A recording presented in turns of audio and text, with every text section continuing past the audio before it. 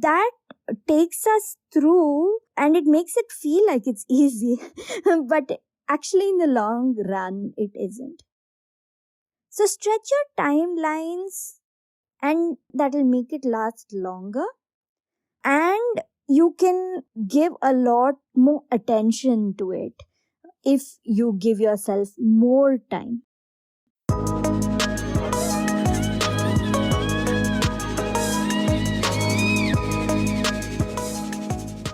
Hello, hello, hello. Welcome back to the Feel Good Factor.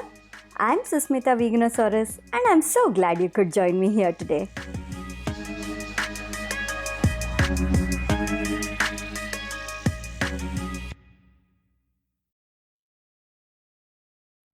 When we start something new, we always feel excited.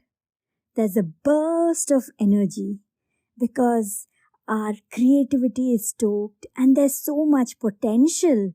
There's also a mystery of, oh, where is this going to lead? It could lead to this, it could lead to that. Wow. And this is applicable whether it's a new relationship or a new project or a new course that you've joined or a new business you've started, anything new.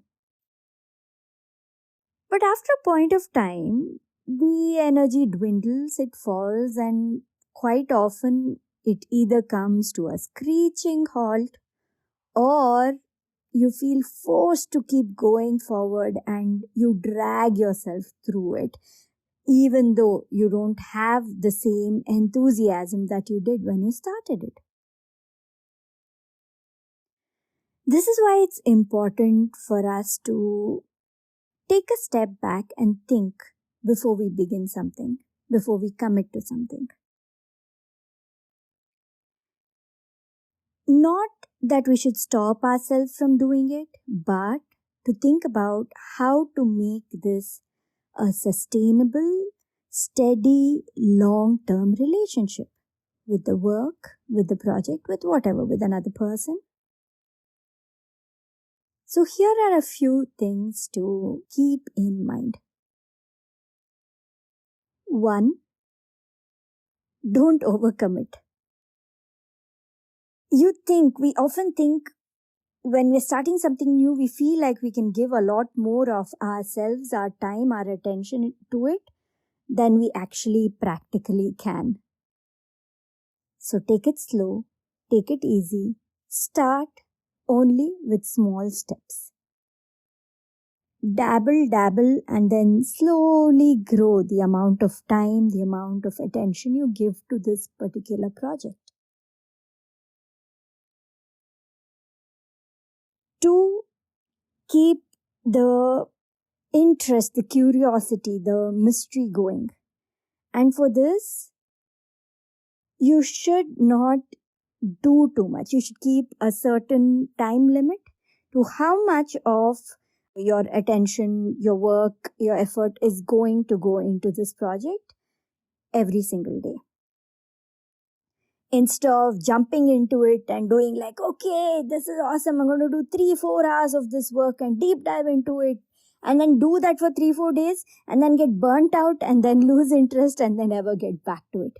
Instead, if you say, I'm going to do this only for 15 minutes a day, for example, depending on the project, it could even be 30 minutes or it could be a limit of the quantity, even if time isn't taken into consideration.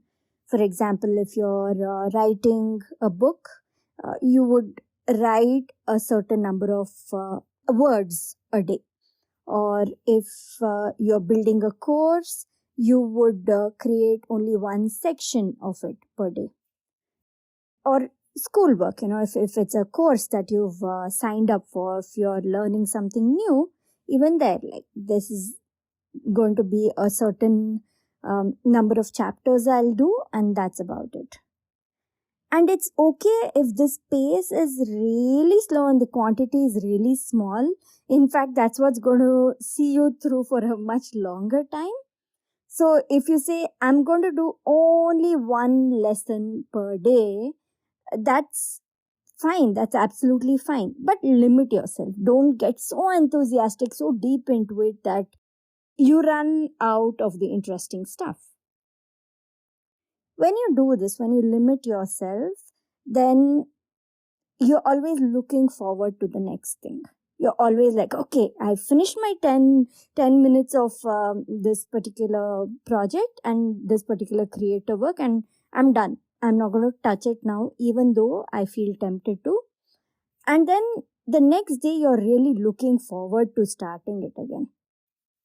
So give yourself those limits and stick to it.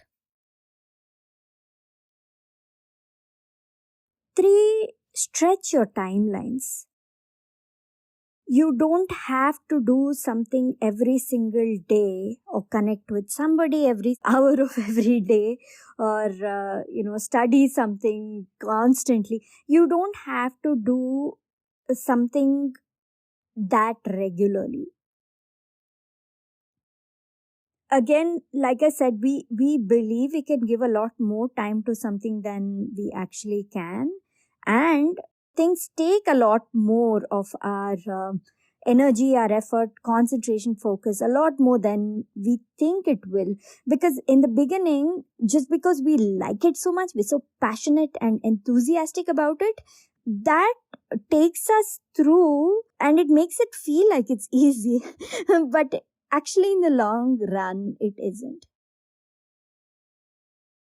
So stretch your timelines, and that will make it last longer. And you can really give a lot more attention to it if you give yourself more time. Like, for example, my podcast, I do one episode per week. Even though I'm often tempted, I get ideas and I'm like, oh, I have to do a podcast episode about this. I don't allow myself to do it. I note down the idea and I just keep it aside, but I won't do it. I will give myself one per week, and I've learned that that takes a lot of effort, and I've realized by doing one per week, I've been a lot more consistent with it than I was before. It's the same with any creative project you're involved in, any lesson, anything that you're building, creating, involved in, learning. It's the same thing. Give yourself extra cushioning of time as you approach it right from the beginning, and that's going to help you, that's going to see you through. Don't compare, don't be too ambitious. That's the 4th thing. There's a very good chance you started or you're planning to start something because somebody around you is doing it. It could be someone you know in your real life, like a friend, a family member, or it could be somebody you follow online. It could be anybody, but you're probably starting because of that.